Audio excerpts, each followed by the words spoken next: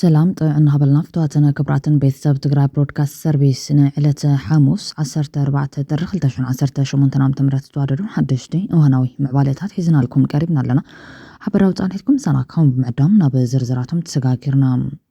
كاب عسرا حمشتن كساب عسرا 4 زتأمت استراتيجيكاوي بحيراوي دحننا تقرأ زعلم السند علاو خوينهم سند زوته مرزا كان كايدنا زبلت ازاز بورد مرزا ايتيبيا نجيزاوي من محدار تقرأي بدوداب اب زت الاخل علتيوم بخالي حبريتا سياسة فورقينا ببريزيدنت ترامب كقرب تحزيوم الوات اكتيفيست برهان قبرقرقس ملكت حبريتاون كوهب تحتيتو اللهم نبرهان قبرقرقس تكيوم مس اول سعيد ناوتسم دوست تنبرو كل تتقارو مقلت هيبام بخالي وقان قداي جنرال قعش قبرون مفتح كقبرالو تعطي غطير اللهم ጋዜጠኛ ቢቢሲ ገይሮ ዝተባሃለ ጩያን ናይ ምትሕብባር ጉዳይ እውን የንቅፋሎ ነዚያተመን ካልኦት ተገደስቲ ምዕባልታትን ሒዝናልኩም ቀሪብና ኣለና ምሳና ጽንሖም بقدمت حلوات اكتيفيست برهان قبرقرقس ملكت حوريتا كواب تحتيتهم بحلوات نايت اكتيفيست تشغل وقنات برهانو على كواسب انتسعنا بحقن سرعة يداني لملو برهان قبرقرقس سب السعنة سبب محبرا ميديا تقرأي عبيبوت هزلو سبيو بزيادة دما برهانه حلو فتحلق حوحات يوم نحوحات نزنقفو عفوم زتحز اوشت عدن من العالم نزلو تقارو دياسبورا نحوحات زرقفو تأسم لبوم زستي حيال عندوثنين برعنيانيو برهان قبرقرقس كبل زقالتو حدا كاب حلواتو كفلت طلبو سلمون ارأي ايوم برهانه بمداي هايمانتون ناي اورتودوكس امنت بوليتيكا معلان زدقمو موغاتون يوم نمحاور دياقون دانيل كبرت زخانو محاور قدوسان شمطقت يرزم ماغوتومن زتقال سمونيو برهانه قبرقرقس كبل زكيرو اللهم ابوان جونوسايداو كينات قدمي تسلفو كسام مداتا قبو زفصم اي برهانه سب زسانا برهانه بسنكي مسح وحات زنور حل فقري حلف تحلق خوينو بفقر حوحات صغيرو بزوم تصوم زنور سمعيتاو قالاتن والقزلفان نبوزحات السبات صغير ما سبيو برهان قبرقرقس كبلون زقالت خوينهم صمدو علاو كخون بوزحات جمرت صمدو بسقات فرحن دحر حركولن كلو برهان بدفرت زوي لعتيون بزالم بسات قلقيلو نابس مران قيلو نصمدو علاو زقبر سبيو برهان قبرقرقس كبل ازغاخيرهم سلام وسيخوت بسنقم سحوحات زنورحو لفقري اب سني بوزحات كمينياتات ذاتو برهان قبرقرقس اب زحزوان اب زي تفلت محاير اتيو كبحال نسمع لنا زبال زي الحق انت خوينو تمدو حوحات يخون دقفت حوحات حلفت حلق حوحات ابزي تفلت محاير اتنا تفعلن سلمنتاي سقطا مريصم كل حاتيتهم اسعيو دما زفصم جبن تداحليو بحقن سرعه نكدانه سلمنتاي زي جبرون اتم وشت عدي زلهم اب من العالم زلهم دقفت ود حوحات برهان صبال بهم زتركسكم زنور سب سانسب ابي كم زل سلمنتاي زي تحتو زول حتوتات بملعل برهان قبرقرقس سب سانسب سب زي بلو سب كوينو بزعو كزارب كحل ازغل سب زي ملاو بطعمي حزن كبل غاي غليطوم لكعي برهان نبزحات سبات قيم مكوني خيليو ازي محاير مساعته انكو عسى يكون زبلون بزحات يوم زبلت حتاتي متهم حلفت حلا خوينو زهنقعكمن مورال زسنقكم سبات سلمنتاي سقطا مريتكم بموال برهانه حفاش حزب تግራይ ዘይፈልጦ ዝፈጽሞ ገበን ተዳሎ ብዕሊ ገለጽ ከምቲ ናይ ጀነራል ጓሽ ገብረስተር ዘርዘረ ሰለስተ ዓይነት ክስታት ናይ ብርሃነ ገብረገርጊስን ገበኒ ዘርዘር ብዕሊ ብሕግን ሕጋውነትን ይከሰስ ገበንያ እንትኾይኑ ይታሰር ብርሃነ ዋላ ኳሰብን ተሳነ ብሕግን ስርዓትን ይዳነ ክብል ሓቲቱሎም ጀማሪ ጽምዶ ምዃኑ ዝገልጽ ብርሃነ ገብረገርጊስ ነጽምዶ ክበሃል ጆኖሳይድ ትግራይ ከም ዘይኽሕል ዘረጋገጸ ትግራዋይም ቁጽሮም ዘይንዓቅ ዓበይቲ ዝበሃሉ ዝነበሩ መራሕቲ ፖለቲካን ኣዘዝ ሰራዊትን ገሊኦም ካብ ተሓታትነት ንምምላጥ ኣብ ስልጣን ንምጽናሕን ገሊኦም ካብ ስርዓት ኣዲስ ዝተዋሃቦም ስልጣን ምድልዳል ገሊኦም ስርዓት ኣስመራ ዘለዎም ናይ ጥቕሚ ጽምዶን ዘይምሳን ኣብ ልዕሊ ህዝቢ ትግራይ ዝተፈጸመን ዝቕጽል ዘሎን ገበን ጆኖሳይድ ክኽሕዶን ብምኢታዊት ናይ ኸፋፈሉ ሓደ ካብ ተኻሊእ ሓይሽ ይገድድ ነበሉ ብዓቕሞም ተሓታትነት ናይቲ ገበን ካስስ ኣብ ዝገብርሉ ዘሎ ወቕቲ ተጋድላይ ብርሃነ ገብረገርጊስ ግን ኢሳያስ ኣፈወርቂ ልክዕ ከም ኣብይ ኣሕመድ ጆኖሳይደር ምዃኑ እምነት ምዃኑ ኣብታ ናይ መወዳእታ ቃል ምሕተት ገሊጹ እዮም መንግስቲ ኤርትራ ኣብ ልዕሊ ህዝቢ ትግራይ ጆኖሳይድ ፈጺሙ እዩ ግፍዒ ፈጺሙ እዩ መሰረተ ልምዓት ኣዕንዩ እዩ ኣብዚ ኮምፕሮማይዜሽን የለን እዚ ናተይ እምነት ጆኖሳይደር ኢልካ ከተኣምን ማለት እዩ yes genocider president Isaias is a genocider just like Isaias ማኖ like አብይ አህመድ genocider Isaias genocider ኣብቲ ኩናት ግዜ ናይ ሶማሊያ ፕሬዝዳንት ዝነበረውን genocider ተረዲሃን እዚ ናተይ እምነት እዩ አይ ጀኖሳይድ ከይትብል ጀኖሳይድ ትልተኮንካ ኣብ ጽምዶ ይተቀጽል ኮይኑ ግን እዚ ካሊ ጉዳይ ተረዲሃን ኣብ ጽምዶ ከለኻ ኢሳያስ ጆኖሳይደር መሃሉ ተዛሪብና ብስሮም ጽምዶና ኣለኹ እኮ ተዛሪበ መንግስት ኤርትራ ኢሳያስ በይኑ ዘይኮነስ መንግስቱ እየዝብል ዘለኹ እቲ መንግስቲ ባዕሉ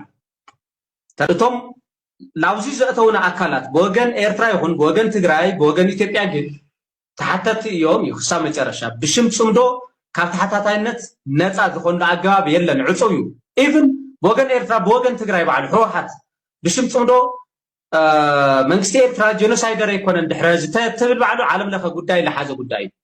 ጠጦ ዝብል ነገር ጉዳይ ኣይኮነን لمون بزحات لبامات عبد تجري زلون إنه على خام تقع دوك ولي جبام زت فلي حساب سل زحزت راح نحدثه ويقول لك كم تسأل أي مملكات دوك ولا لا أبى حد حبرة تسوي استفل على حسابات من العام تأجان نمع على ممارس نمبر نهلون حد جاي كونن نستقام مكة وينت أركها حساب نذهب سب مسار مجرافن دحورن زي فتحون تجبار يوم حساب بحساب بمرتو نمبر بقول بيت ما صرتنا يسعرن زعين التجبار نهزبي شبر نمبر في التحيي متزن حدا سبك وسكا ويكن أفكان كله أبى سرح خزل لك تتعتن زي ترأيك قدلتني زحبر الكازلون سلزين أفيتا كمد قعد زي كونس نسرح خام عرين مملاتان عدل جيركا مساعدة اللي نزغرب حدوتاتن أفيتاتن بمخنيات نمشفان كعب مفتان وتمثل على كفتات بتجوار مملات اللي هزب زدليه زدهس لو تنفتح نمبر بهلخ أجم أي فتحن تجري زلات تغنيات عامدك أنا لمعتن داقمن ستنكوع المجوار مبر ننو على خاب متقعن جيزيك واخن يبلون نحد حد كام فتات نسأل عدل معاون هزبي تسفع مغرات سلا زغنا تساني خانا بتكبره وزغنا نهزب زفتح سرح مدهابي دل زبل ساوعيتنا عرب يوم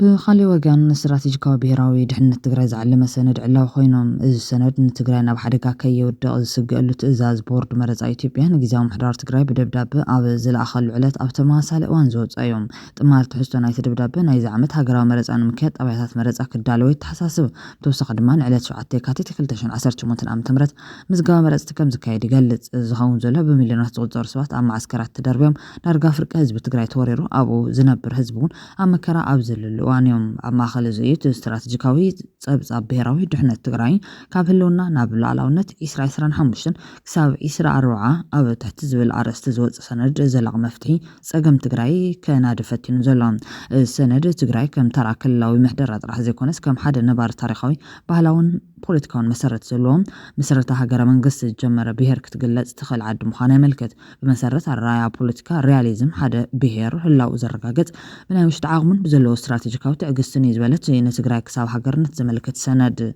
تجري عبر تاريخ قرن أفريقيا كوجزي دعماتن أكسو من جميرو زي تقارت حبراوي من نزلوه بهر مخاني زاخر زمنت زي بسنكتي عب إسرائيل استولي عن جملة وتفات على ممكنات كاب حبراو تاريخنا بحبراو صغي تسجاجرون بهراون ننقحات حزب تجري نابزل على أرزي عديب وكم دركب يردم عبزوان استراتيجيكا وربحات تجري أبسل استقند عند تاتكم قالوا كم زغلن نساتمون أكلوا هلا وحزبي اتحاد مخاني قلت زي قدام ينزل على استراتيجيكا وربحيهم حزب تجري كاب جاملة وقتلت سلطة وتميتن عمتن مكل خال مالت يوم زرب حزب سنكت زغط على كبان أجدان أب تحت خبير سجات يركب مال ينتصر تجري تاريخون حقون دوباتان مخوار زلوا أدليس زي الدار درب حيوم بفلاي معراب تجري والقايت سجادي حمرة ندو تجري رايا نمم اللاس تجبر قالسي مسرت قطع برس مركوس عند حنتني كل بخلا درجة نتير والله تجري كابز حزلات درجة فرق رسم حدران أبنوح جزيل على ونت السجاجر الاستراتيجيكاوي من قدي كتحنت تجبا كولون معيدو لام كونتات زلاتن سجاتات تجري ملكتوا بزغروات بزاب تجري بحز ساعات زلات كونتات بحيالو جوبوليتيكاو سجاتات تخيبات تركب زوم سجاتات جنب بدرجة حدا جنيا نتو من جيجو من كسر يجبا بموال حدقات تجري نتيروم أبزي بقدام نطامي تزلو سجات تجري زملكات إثيوبيان بهراو من قصاصاتن زبليوم إتابي إثيوبيا زلو بوليتيكا هاو نتجري كتاو سجات هلاويم السجات زي بكل تقندل هيك أنا حيلتاتني خفل زبلت سند تقدمين نايم حرب بوليتيكا مستفح مخاني قالت من قصاص محرم تجري كم استراتيجيكاو تسألات راح زي كويس كم حدا نمرت محرز منزع حيل كيريوس درام نايم حرا إليتات والكايتن رايان نايك أدم كوندر نولون يوم زبلت الرخاب محز سلتاوي ديموغرافيا ولوت أنمزع يسرح على ويبل فانون كالوت ملشاتاتن معراب تجري بمقوصار نستجري كاب سودان نتيلم أب كبان مئتاوي سعر كم زلوني ملكت إيدا زروج كالي سلت اللي كان كوينو أم حرام سيرتنا سلتا متأثر بمفتار نتجري كل تمداوي تعطي فتر لا علو كبل يجنزب ادخال عدمان أي أورمو بيرتين نتن بلتقنا بارتن زملكت مخان بمجلاز أب تتقدم مستر أبي أحمد زمحدر زلو بلتقنا بارتي أورمو بيرتين نت كم مسرت سلطاني تكمل بلتقنا بارتي نتي فيدرال أو سرعة ስርዓት ብምድራኽ ኩሉ ፖለቲካዊ ስልጣን ናብ ሓደ ማእኸል ንምእታው ይሰርሐሎም እዚ ድማ ንትግራይ ዝነበረ ዓርሰ ምሕደራ ዝድህኽ ይብል መንግስቲ ኢትዮጵያ ኣብ ውሽጢ ትግራይ ዘሎ ፖለቲካዊ ምክፍፋል ብፍላይ ኣብ መንጎ ደብረጽዮንን ጌታቸው ረዳን ከም መሳርሒ ብምጥቃም መቃቂልካ ግዛእ ዝብል ስልቲ የዘውትረሉ ክብል ይገልጾም ብልጽግና ፓርቲ ንኢትዮጵያ ኣብ ትሕቲ ሓድሽ ናይ ኦሮሞ ልሂቅ ብዝተመስረተ ስርዓት ንምቕራጽ ዝገብሮ ዘሎ ጻዕሪ ንትግራይ ከም ሓደ ዓንቃፍ ሓይሊ ይርአ ይብል ንኤርትራ ዝምልከት ድማ ኤርትራ ኣብ ትሕቲ ኢሳያስ አፈወርቂ ንትግራይ ከም ስትራቴጂካዊ ሓደጋ ትወስዳ ስትራቴጂካዊ ዶክትሪን ኤርትራ ምጥላፍ ዝተሰመየ ኮይኑ ኢትዮጵያ ኣብ ውሽጣዊ ጸገማት ክትጥሕል ብምግባር ኤርትራ ውሕስነታ ከተረጋግጽ ትጽዕረላ ይብል ህላወ ትግራይ ከም ፖለቲካዊ አካል ንስርዓት ኣስመራ ስጋኣት እዮም ስለዚ ድማ ኤርትራ ኣብ ጉዳይ ምዕራብ ትግራይን ሰሜን ትግራይን ስልታዊ ጸቕጢ ትገብር ላይብል ኣብዚ ሕዚ እዋን ኣብ መንጎ ገለ ክፋል ሕወሓትን ኤርትራን ከም ዝተጀመረ ዝንገር ስልታዊ ምትሕብባር ንመንግስቲ ፌደራል ንምግዳፍ ዝዓለመ ክኸውን ይኽእል እዚ ግን ንትግራይ ኣብ መንጎ ክልተ ሓውዘቱ ሓደገኛ ፀወታ ይክብል ይጠንቀቕ ሰራዊት ኤርትራ ኣብ ሰሜናዊ ትግራይ ዘካይዶ ኢንዱስትሪያዊ ዘርፍን ስርቅን ንቁጠባ ትግራይ ንዓመታት ዝደቃቐሰ ይብል ንሃገራት ዓረብን ጂኦፖለቲካዊ ቀይሕ ባሕርን መልኪቱ ዘቕመጦ ነጥብ ድማ ቀይሕ ባሕሪ ንኢትዮጵያን ትግራይን ወሳኒ መተሓላለፊ እዮም ኢትዮጵያ ወደብ ንምርካብ ዘለዋ ድሌት ንኤርትራን ትግራይን ኣብ ሓደጋ ውግእ ትሆነሎ ናይ ስዑድ ዓረብን ሕቡራት ኢማራት ዓረብን ረብሓ እዘን ሃገራት ኣብ ቀርኒ ኣፍሪካ ወደባትን ቁጠባዊ ጽልዋን ንምርካብ ይወዳደራ ኣለዋ ትግራይ ከም ሓንቲ መሬት ዝተዓጽዋ ብሄር ኣብ ዝተጻወቶ እዚ ከም መሳርሒ ክትጥቀም ወይ ድማ ክትጥቃዕ ትኽእል እያ ክብል ይጠንቀቕ ግብፂ ምስ ኢትዮጵያ ኣብ ጉዳይ ህንፀት ግድብ ህዳሴ ዘለዋ ምስሓብ ንትግራይ ከም ሓደ ፌደራላዊ ጸቕጢ ክትጥቀመላ ትኽእል እያ እውን ይብሉ ኣለዎም ኣህጉራዊ ስርዓት ብዝምልከት ድማ ውድብ ሕቡራት ሃገራት ሕብረት ኣፍሪካን ሃገራት ምዕራብን ንትግራይ ሰብኣዊ ሓገዝ ካብ ምሃብ ሓሊፎም ርኡይ ናይ ድሕንነት ውሕስነት ክህቡ ኣይከኣሉን ይብል መፍትሒ ከቕምጥን ከሎ ድማ ሪያሊዝም ትግራይ በዓላዊ ሓገዝ ከም ቀንዲ ናይ ሪያሊዝም መትከል ክትጥቀም ይግባእ ኣህጉራዊ ሕግታት ንጥቕሚ ሓያላን ሃገራት ዝሰርሑ ምዃኖም ካብቲ ዝሓለፈ ኩናት ምርዳ ይከኣል ይብል ኣስዒቡ ድማ ደረጃ ተገባብራ ስምዕ ፕሪቶርያ እዚ ስምዕ እዚ ብሰንኪ ዘይትማልአ ኣፈጻጽማ ዶባት ድሕነት ትግራይ ኣብ ዋጋ ዕዳጋ ኣትይዎ ይርከብ ይብል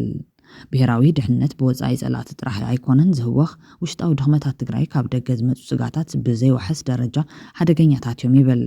እቲ ኣብ መንጎ ደብረጽዮን ገብረ ሚካኤልን ጌታቸው ረዳን ዝተፈጠረ ክፍተት ንብሄራዊ ሓድነት ትግራይ ሓደጋ ይውድቐሎም እዚ ድማ ንጸላእቲ ትግራይ ውሽጣዊ ጉዳያት ጣልቃ ንምእታው ዕድል ይፈጥረሎም ኣሎ ይብል ቁጥባዊ ውድቀትን ናይ ሓገዝ ጥግዕተኝነትን ካልእ ሓደገኛ ኩነታት ኮይኖም ልዕሊ 5 ሚልዮን ህዝቢ ኣብ ሰብኣዊ ሓገዝ ጥራሕ ተጸጊዑ ምህላው ንብሄራዊ ናጽነትን ስነልቦናዊ ጥንካረን ዝድህኽ ጉዳይ ይብል ዓንድታት ብሄራዊ ድሕነትን ንቐጻልነት ትግራይ ንክትተርፍን ንክትዓብን ብዙሕ መድያዊ ናይ ድሕነት ዶክትሪን ከም ዘድሊ ዝገልጽ እቲ ሰነድ ዝተፈላለዩ ባእታታት ከም ዝጠልብ ይገልጽ ንሳቶም ድማ ወታደራውን ምክልኻላውን ዓቕሚ ሰራዊት ትግራይ TDF ካብ ተራ ዓለባዊ ውግ ወፂኡ ናብ ዝተጻፈፈን ዘመናውን ሓይሊ ክሰጋገር ኣለዎ ይብል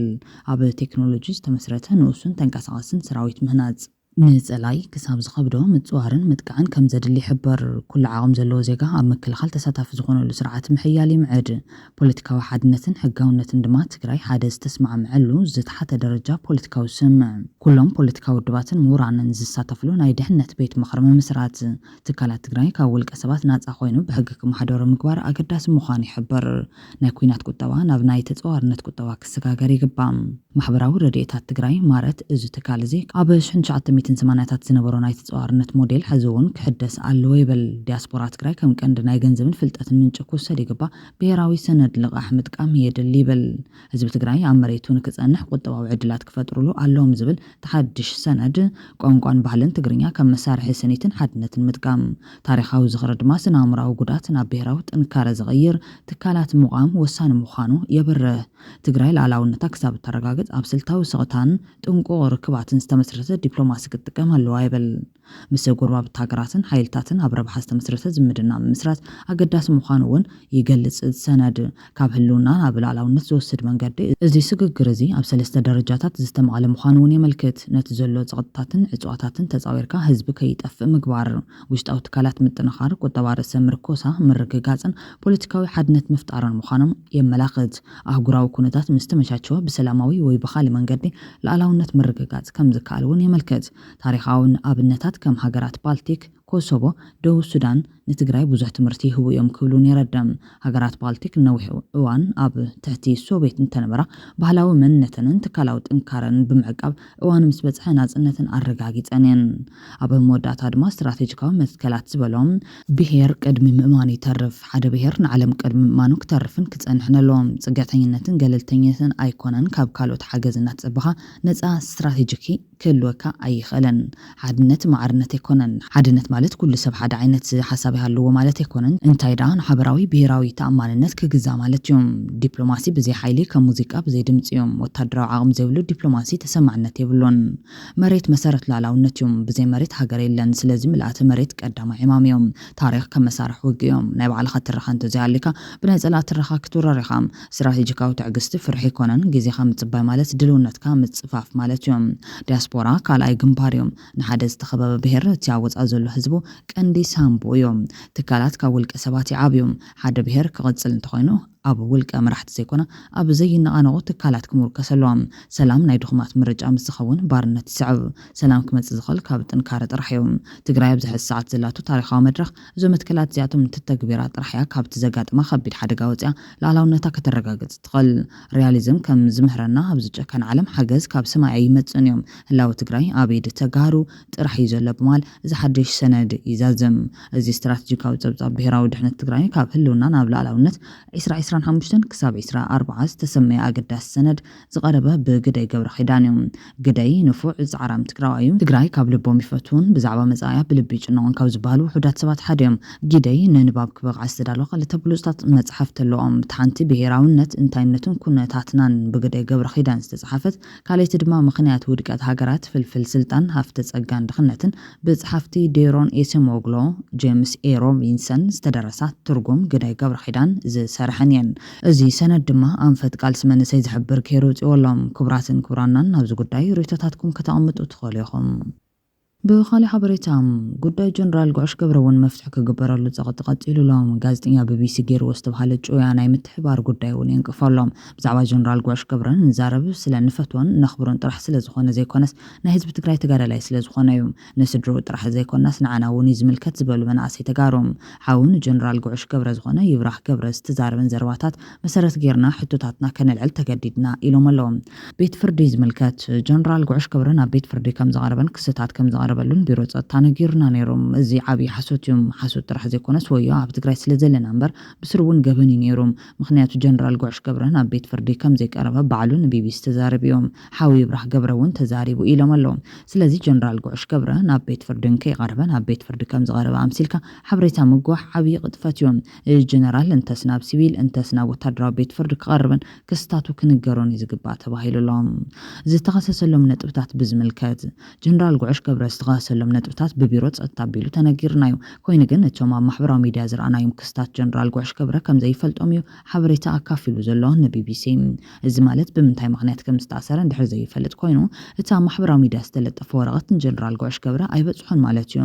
እዚ እውን ሓደ ዓብዪ ቅጥፈት እዩ ኢሎም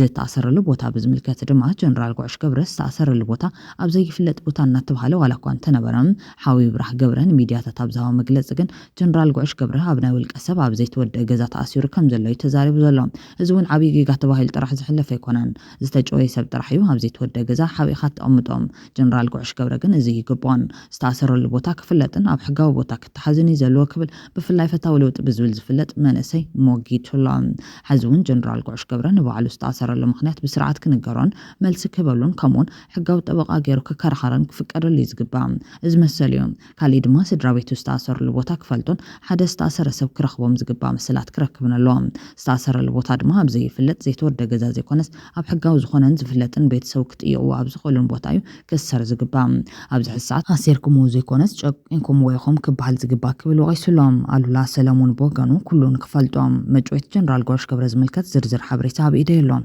ኣድራሻ ኣበይ ተዓጊቱሎ ጨወይቱ ንመን እዮም ሓላፍነት ሽም ዝርዝሮም ኩሉ ለኒ ንጉዕሽ ብህፁፅ እንተዘይለቒቖሞ ኣብ ኢደይ ዘሎ ሓበሬታ ንህዝቢ ዕላዊ ክገብር እዮም ካብ ህዝቢ ተሓቢኻ ዝፍፀም ነገር የለን ኣብ ቀጻሊ ሰዓታት ጉዕሽ ገብረ እንተዘይ ተፈትሑ ንህዝቢ ዕላዊ ብዝግበር ሓበሬታ ተቃሊዕና ምሽጥራውነትና ተበቲን ኢልኩም ኣብ ናይ ድሕነት ስጋትን ዓይን ህዝብን ትወድቁ ሰባት ክትፈልጡ ይግባእ ክብል ጽሒፉሎም ቢቢሲ ትግርኛ ግን መሳርሒ ሰወርቲ ጀነራል ጉዕሽ ገብረን አንጻር ናይ ስነ ምግባር ሚድያ ኮይኑ ብቅድመ ማላብ ዝነበረ ምረኻብ ቤተሰብ ጀነራል ጉዕሽ ገብረ እውን ሚዛናዊ ዘይኮነ ሓሳባት ብምቅላሕ ተሳቲፉ ክብል እውን ሓው ጉዕሽ ገብረ ዝኾነ ይብራህ ገብረ ወቂሱሎም ኣብዚ ክልተ ነገራት እዮም ዘቕርቦም መርቱዕታት ሓደ ምስልን ድምፅን እቶም ቤተሰብ ከይሓተተ ምውሳድ ከም ጀመረን ንምንታይ ዝብል ሕቶ ምስል ዕለውን ኣነ ጋዜጠኛ ዝብል ምላሽ ከም ዝሃቦም ይገልጽ ክልተ ጀነራል ጉዕሽ ገብረን ኣብ ቤት ፍርዲ ከም ዝቐረበ ቢቢሲ ኣብ ፀብፃቡ ጠቂሱ እዮም ይኹን እምበር ጀነራል ጉዕሽ ገብረን ኣብ ቤት ፍርዲ ከም ዝቐረበ ቢቢሲ ኣብ ፀብፃቡ ጠቂሱ እዮም ይኹን እምበር ጀነራል ጉዕሽ ገብረ ክሳብ ትማሊ 13 ጥሪ 2018 ዓ.ም ናብ ቤት ፍርዲ ከም ዘይቀረበ ቃል እውን ከም ዝሃበ ይብራህ ሓቢሩ እዮም ክሳብ እዛ ሰዓት እዚኣ ኣብ ሓደ ናይ ውልቀ ሰብ ገዛ ተኣሲሩ ከም ዘሎን ተኸባቢ ባዕሉ ጀነራል ጉዕሽ ገብረ እውን ከም ዘይፈልጦን ትማሊ ንሚድያታት ኣብ ዝሃቦ ምብሪ ገሊጹሎም ናብ ቤት ፍርዲ ቀሪቡ ዝብል ዝተጋጊ ሓበሬታ ዝተዋሃበሉ ኸይድ ድማ ናብ ጀነራል ጉዕሽ ተኣሲሩሉ ዝነበረ ቦታ ክልተ ሓደ ምርማርን ሓደ ዓቃቢ ሕጊ ዝበሃሉ ሰባትን መፅኦም ከም ዝነበሩን ካብ ምልላይ ወፃኢ ዝኾነ ዓይነት ምርመራ ከም ዘይገበሩሉ እውን ሓደ ጀነራል ይጠቅስ ቤተሰብ ንጀነራል ጉዕሽ ዘድልዮ ናይ መድሓኒትን ምግብን ምብፃሕ ከም ዘይተኻለን ኣበይ ከም ዘለውን መልሲ ክንረክብ ኣይከኣልናን ኢሎም እዮም ጀነራል ጉዕሽ ገብረ ጥፋት እንተሃልይዎ ኣብ ስሩዕን ንኹሉ ግልፂ ዝኾነ ቦታ ኮይኑ ሕገ መንግስታዊ መሰሉ ተሓልዩ እዩ ክትሓዝ ዝግባኦም ካብ ዝወፃእ ዘሎ ኸይዲ ጭውያይ ዝኸውን ንዝሓለፉ 5 መዓልታት ናብ ቤት ፍርዲ ዘይቀረበ ጥሕሰት ሰብኣዊ መሰል እዮም ዓለም ለኸ ተጣበቕቲ ሰብኣዊ መሰላት ብሚድያ ዝተሓገዘ ከቢድ ጥሕሰት ሕጊ መንግስታውን ሰብኣውን መሰል ተፈፂሙ ዝብል ክሲ ቀሪቡሉ ኣሎ ሰናዳይ ግርማይ ገብሩ ግን ሙያዊ ስርሐይ እየሰሪሐ ከም ዝበለ ተሰሚዑሎም ኢሳያስ አፈወርቂ ናብ ፕረዚደንት ትራምፕ ክቐርብ ተሓፂዮም ኣሜሪካዊ ጸሓፊ ዶክተር ማይክል ሩቢን ነዚ ሕዚ ኣቕሪቦ ዘሎም ኢሳያስ ምስ ትራምፕ ጽምዶ ክሓይል ኣብ ዝደልየሉ ዘሎ ወቕቲ ኣብ ዝሓለፈ ሳልስቲ ኣብ ዘርግሖ ጽሑፍ ዶናልድ ትራምፕ ኣብ ልዕልቲ ንኤርትራን ህዝባን ረሚሱ ዝርከብ ውልቀ መላኺ ኢሳያስ ስጉምቲ ክወስድ ኣለዎ ክብል ጻውዒት ተቕሪቡ እዮም ውልቀ መላኺ ኢሳያስ ኣብ ልዕሊ ኣሜሪካዊ ዜግነት ዘሎም ዜጋታት ኤርትራ ከቢድ ገሰት ይፍጽም ምህላውን ኣሜሪካዊ ዜግነት ዘሎም ሰባት እውን ጨው ምህላውን ኣብ ጽሑፉ ዝጠቐሰ ዶክተር ማይክል ሩቢን ትራምፕ ኣብ ልዕሊ ጸረ ኣሜሪካ ተሓሳስባ ዘለዎም ውልቀ መላኽቲ ዝወስዶ ዘሎ ስጉምቲ ብምንኣድ እዩ ኣብ ልዕሊ ውልቀ መላኺ ኢሳያስ እውን ተመሳሳሊ ስጉምቲ ክወስድ ዝጽውዕ ትራምፕ ነቲ ኣብ ቬንዙዌላ ብምዃን ዝፍክር ዝነበረ ፕረዚደንት ማዱሮ ኣብ ምእሳር ዝወሰዶ ስጉምትን ኣብ ልዕሊ ንኢራን ረሚሱ ዝርከብ መንግስቲ አያቶላህ አሊ ከማኒ ዝኽተሉ ዘሎ ኣገባብን ከም ኣብነት በመጥቃስ ንውሳነ እቲ ፕረዚደንት ከም ዝድግፍ ዝገለጸ ዶክተር ማይክል ሩቢን አያቶላህ አሊ ካሚኒ በይኑ ክኸይድ የብሉን ብማል ኢሳያስ እውን ኣካል ናይቲ ውልቀ መላኽቲ ንምጽልጻል ዝካየድ ዘሎ ስርሒት ክኸውን ከም ዘሎ እዩ ዝገልጽ ወታደራዊ መርከብ አብርሃም ሊንከን ኣሜሪካ ናብ ማእኸላይ ምብራቕ እትገብሮ ጉዕዞ ናብ ደገ ባሕሪ ኤርትራ ተጸጊዓ ዝግበር ጉዕዞ ምዃኑ ዝጠቐሰ ዶክተር ማይክል ሩቢን ትራምፕ ናብ ኢራን ቅድሚ ምሕሳቡ ነቲ ኣብ ዓዲ ሃሎ ብምዃን ደረት ኣልቦ ግፍዕታት ኣብ ሙራድ ዝርከብ ውልቀ መላኺ ኢሳያስ እውን ክሓንቁ ከም ዝግባእ እዩ ዝጠቅስ ዶክተር ማይክል ሩቢን ኣብ መግለጺኡ ኢሳያስ ኣብ ልዕሊ ዜጋታት ኣሜሪካ ዝፈጸሙ ናይ ጭውያ ተግባራት ካብ ዜጋታት ኣሜሪካ ገዲዱ ዝምዝምዞ ናይ 200 ገንዘብን 200 ንዘይከፈሉ ዜጋታት ዝወርዶም ኣደራዕ ኣብ ኩናት ትግራይ ዝፈጸሙ ወራርን ኣብ ቀርኒ ኣፍሪካ ዝፃወቱ ዘሎ ዕናዊ ተራን ከም እኹል ምኽንያት ብምቕማጥ ውልቀ መላኺ ኢሳያስ ስጉምቲ ክውሰዶ ዝጠልብ እኳ እንተኾነ ኤርትራ ብምእላይ ውልቀ መላኺ ኢሳያስ ጥራሕ ዝፍታሕ ጸገም ከም ዘይብላ ኣብ ምርዳእ ግን ብዙሕ ክንሰርሕ ከም ዝግባእ እዩ ቃላት እቲ ኣሜሪካዊ ጸሓፊ ዘረድም ውልቀ መላኺ ኢሳያስ ዝሰርሖ ዘሎ ናይ ገበን መንገድታት ክሳብ ዘይተበተኻ ምእላይ ሓደ ሰብ ንበይኑ ኣብ ዳግመ ህንፀት ኤርትራ ዘለዎ ኣበርክቶ ብቑዕ ዘይምዃን ዝእመን ኮይኖም ብውልቀ መላኺ ኢሳያስን ንሱ ዝመርሑ ጉጅለ ህግደፍን ዝተሰርሐ ናይ ገበን መንገድን ተበቲኹ ሙሉእ ሓርነት ህዝቢ ኤርትራ ክሳብ ዝረጋገፅን ስጋት ዓለም ኣብ መቐንጣጥን ኣማራፂ ምዃንና ኣብ ምእማንን ከቢድ ጻዕሪ ኣብ ዝሓተት መድረኽ ምህላውና ተረዲና ብዙሕ ክንሰርሕ እዩ ቃላት ዶክተር ማይክል ሩቢን ዘተሓሳስብ እዚ ኢሳያስ ዘይተጸበየ ሕጾ ኮይኑ ብወገን ኤርትራ ከቢድ ቁጣዕ ፈጢሩሎም ኣብ መወዳእታ ንብርሃነ ገብረ ጌርጊስ ተኪኦም ምስ ኣወል ሰዒድ ናብ ጽምዶ ዝተጸንበሩ ክልተ ተጋሩ መግለጺ ሂቦም ካብቶም ክልተ ተጋሩ ማለት ጎዲፋይ ጥላሁንን ኣብርሃ ተኽሉን ገለ መብርህ ክብተሓቲቱ ብዛዕባ እቲ ምስ ኣብርሃ ተኽሉን ኣወል ሰዒድን ብሓባር ዝተላዕልዎ ፎቶ ዝምልከት ንጹር ምላሽ ንምሃብ ብስጋት ተሸሚሙ ካብ ምዝራብ ምቁጣቡ ኣዘራረበ ኮይኑሎም ትማል ምሸት ድማ እዛ ፎቶ እዚኣ ተለጢፋ ኣላ ናትካን ናይ መምራ ብርሃን ናይ ኣወልን ኣበዮም ከይዶም ናይ ጽምዶ ኣባላት ሓፍ ይብሉ ኣሎ ገለታ ዝመሉ ኣበያ እዛ ፎቶግራፍ እዚኣ ንሽጢ ማ ሶሻል ሚድያ እውን ተማሊ ምሸት ጀሚረና ረኽባ ስለ ዝነበርኩ እየ ኣይ ኣነ ናይ መምህር ብርሃ ኣበይ ተላዒልዎ ወይ ተራኺቦም ዝብል ባዕሊ መልስ መምህር ብርሃ ክምልሰሉ ይክእልን ፈራዮ ዓለይ ጉዳይ ክምልስ ግን ሕብርኩም ኹም ያነኹ ናትካ መልስ ማለት ናይ መምህር ብርሃ ማለት እዩ እኮ ترديك يا دحنا عليكم اللي اسمه أرى از تكنولوجي نايت زمن تفلطني خا ناي عليكم الاسمو ناي ممر برهان وعلي مسألة ملس جن تعيتو أبنا قريب مثل كاستالين هذي إرتران هستقراين سي بزح عمتات بزح خسارة من قرات اللومو بزح نايت فات عمتات حليفنا ينامو تهزي بسنة السلام بسنة مع التساقي يمو متصوت صلاة خوين يمو حلف زحلفة بملك يفتح جن كاودا جيم زي متفق إحنا مفرداي أو كاقتل كان يمفكر عد خان حاو كان عد كان بقطوة قدي خان سلام عاوت نزرخ كان هي ممثال ناي عشا زربا طيبا سلام يسفن لمعات يمصا حونتم قروتنا نتناخر زل كحد تقرواي كحد إرتراو تصب نجار نجبر لنا عمتنا نجبر كون الزرارة وقال إرتراون لصقنا انتاي كم زغورم انتاي كم تጻወተሎም ከሓጽር መዓልቲ ይፈልጥዎ ኣለዎ ስለዚ ነቲ ኩነታት ብደንብ ገንጊሞም ክልቲኦም ክልቲ ይገጽ ኣለዎ ገንጊሞም ብሓቂ ኣብ ክሳራ ኣብ ናይ ዜሮ ድምር ኣብ ናይ ውልቀ ስምዒትን ግን ህዝብና ዓድን ዘየቅድም ኢና ነርና ህዝ ግን ኣፍታ ዘላ ዓድመና ህዝ ግን ኣፍታ ዘላ ግዜ ንከሓሓስ ኢሎም ብሓቂ ካውልቦም ተጸጽይቶም ህዝቢ ይከሓስዎ ምሁር ህዝቢ ባዕሉ ጸቕጥ ይግበር በቃ ጽቡቕ ገበርኩም ሕማቅ ገበርኩም ሓሊፍ ኣሎ ንሱ ባዕልና ክንከደይና ዓልና ክነረጋግጾ ሊና ኩሉ ነገር ካብ ድሕሪ ህዝቢ ግን ምስ ህዝብና ኣዝዩ የተዋጉእና ምስ ህዝብና ኣዝዩ ነጻጽኢልኩም ይተጥፉና ጸላእቶ የተጻወቱልና ክትሓፍሪ ዝግበአኩም ምስ ባጫ ደበል ኮይንኩም ምስ ኣባድላ ገመዳ ኮይንኩም ምትንታትኩም ክትቃተሉን ክትጠፋፉን ዝብል ክመጽእ ኣለዎ ኢሉ ዘሎ ኣብዚ ዘኹርዕ ታሪክ ኣለኒ ዝብል ተልዩ ሓው ቀቲሉ ዝፍክርን ጽቡቕ ታሪክ ኣለኒ ዝብል ተኮይና ዓሻ እዩ ኣብ ዝኾነ ዓውደ ኮይና ክትዕር ትኽእል ኢኻ ኣብ ዝኾነ ቦታ ደብዲብካ ኪኻ ነኒዕኻ ክትኮን ትኽእል ኢኻ ዘወሪድካ እንተሪኢኻ ግን ንባዕልኻ ኢኻ ተመይስካ ኢኻ ንባዕልኻ ኢኻ ተመይስካ ቀቲልካ ስለዚ ኣነ ተጋርስ ዓድን መንግስትን ከም ዘይብልና ከጥፈአና እምበር ንኣና ዝኸውን ዓዲ ከም ዘይብልና ፈይጥና ዓድና ንኣድልሽ መንግስትና ንኣድልሽ መሬትና ንምለስ ህዝብና ንምለስ ካብ ጥፋኣት እንዳሓን ካብ ብተና እንዳሓን የብልና ነዋርሑ እውን የቀረየና ስለዚ ክንዚ መኪና ክንዚ ግዛ ዓንተ ይኮነስ ናይ ክልተና ሃለዋት ሓደ እንተልና ዘዘለና ሒዝና ንላፈን ንምንታይ ሰላም ንምንታይ ንኸይንጠፍእ ንምንታይ ምንታይ ኩናት ኣብ ዕንክልን ንምጥፋእን ከይንነብር እሷት ትማሊ ብርሃኑ ጁላ ኤርትራ ከይዱ ጽምዶ ክፈጥር የኽብል ከሎ ንኩናት እዩ ነይሩ ንሕና ግን ኤርትራ ከይድና ወይ ከዓ ኤርትራ ትግራይ መጽኦም ግን ሰላም ኢና ንላፈን ዘለና እኮ ሰላም ንኢትዮጵያ ይጠቕማ ንሱዳን ይጠቕማ ንኣምሓራ ይጠቕሞ ንዓፋር ይጠቕሞ ናይ ክልቲኦም ህዝብታት ጽምዶ ንኻልኦት ህዝብታት እውን ዝተርፍ ዓቕምን ጉልበትን ዝኸውን ዳኣ እምበር ዘስጋእ ይኮነን ብርግጥ ንሳቶም ንኩናት ስለ ዝኾኑ ዝሓቱ ኩሉ ነገር ንምጥፋእ ስለ ዝኾኑ ሕድሕድ ኣጽምዶ ርእሲ ሕማም እያ ትኾኖም ነጣጺሎም ከጥፍዎ ዝደሊ ህዝቢ ያለ ሓደ እንተኮይኑ ከም ዘይኽእልዎ ይፈልጡ እዮም ናይ ትማሊ ዓቕሚ ይፈልጥዎ ብዙሕ ዓመታት ኮይ ገይሩ ናትና ዓድመ እኮ ይባይ ዘወይ ትማሊ 83 ናትና ስተይኮነስ ናይ መናእስ መናእስና እውን ዕድመ እዩ ክነግረካ ስለዚ እዚ እኒኒ እናበልካ ጥራሕን እኳ ዓለም እንታይ ከም ዝቕየር ኩነታት እንታይ ከም ዝመፅእ ሕዚ እንዲ ይሰርሕ ኢጋዲ ይሰርሕ ኣፍሪካ ሕብረት ዲ ይሰርሕ መራሕቲ ካብ ዝኾነ ቦታ እንጥልጥለ ቢልካ ከም ፌስታል ኣብ ዝኾነ ቦታ ትወፅሐሉ እንታይ ከም ዝፍጠር እንታይ ከም ዝቕየር ኣይንፈልጥን ካብ ቁፅር ናወፃኢ ባይዞ this is globalization ፈተኻ ፀላእኻ ከም ዘለ ዝደኸመ ኢኮኖምን ዝደኸመ ዓድን ሒዝካ ሲቕረ ጠንካራ ኢኮኖምን ዓቕምን ዝሓዛ እውን እንታይ ትኾነ ኩነታት ይቀየር ከም ዘለ ንፈልጦ ኢና እና ሃማስ ክንደይ ዓመታት ተዋጊኦም ሕዚ ከመገረም ኢዶም ክቡ ከም ተገበረ ይፍለጥ እዩ ማለት ናይ ንቬንዙዋላ ንሪኦ ዘለና እዩ ሕዚ ንግብፂ ጣውዒት ተገይርሎም ዘሎ እንታይ ይወልድ ኣይንፈልጥን ኣብ ኢድካ ዘሎ ወርቃዊ ዝኾነ ዕድል ገዲፍካ ዕኒኒ ክትብል ከለኻ ኣነ